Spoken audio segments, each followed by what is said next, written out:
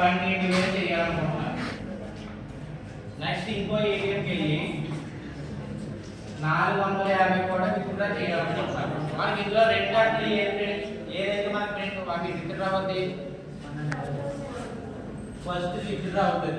Next second 450 withdraw అవుతుందా ATM through ATM.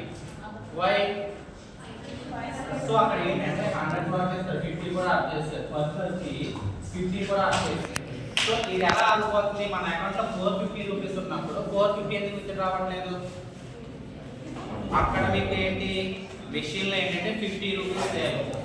Okay 50 rupees లేవు, but account లో ఉన్నాయి కదా. విత్డ్రా చేసిన 400 చేసి 50 ఆగిపోవాలి కదా, బట్ 50 ఏం కాగట్లేదు. అవి 50 ఆగితే 400 ఏం కాగట్లేదు.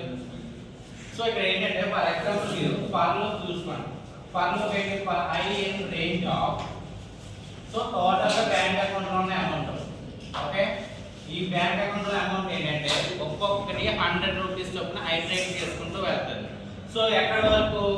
త్రూ ఎప్పుడైతే కస్టమర్ ఎంటర్ చేసిన అమౌంట్ ప్లస్ కస్టమర్ ఎంటర్ చేసిన amount plus is less than equals to bank account లో ఉన్న అమౌంట్. ఓకే అంటే ఏంటి ఇక్కడ మన కండిషన్? కస్టమర్ ఎంటర్ చేసిన amount is less than bank account లో ఉన్న అమౌంట్ అయితే లెస్ దాన్ ఆర్ ఈక్వల్. ఈ రెండు అయినప్పుడు ఏమవుతుంది మనకి? కండిషన్ ట్రూ వస్తుంది కదా. అప్పుడు ఏంటి మనకి దీనిలో ఇంకొక కండిషన్ వస్తుంది.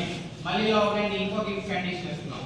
అక్కడ ఏంటంటే అమౌంట్ మ్యాచ్ అయింది. ఫస్ట్ ఏంటి? బ్యాంక్ అకౌంట్ లో ఇంత అమౌంట్ ఉంది, ఎంటర్ చేసిన అమౌంట్ ఆల్రెడీ అకౌంట్ లో ఉన్న దానికంటే లెస్ దాన్ ఆర్ ఈక్వల్స్ కి ట్రూ అయ్యింది. సో నెక్స్ట్ ఇంకొక కండిషన్ ఏంటంటే ఆ యొక్క ఎంటర్ చేసిన అమౌంట్ ఏదైతే ఉందో తక్కువే ఉంది, అకౌంట్ నెంబర్ తక్కువే ఉంది. ఆ అమౌంట్ ఏంటంటే 50 కానీ 1 to 99 కానీ ఏదైనా సరే ఉన్నా అది ట్రాన్సాక్షన్ డినైడ్ అయిపోవాలి.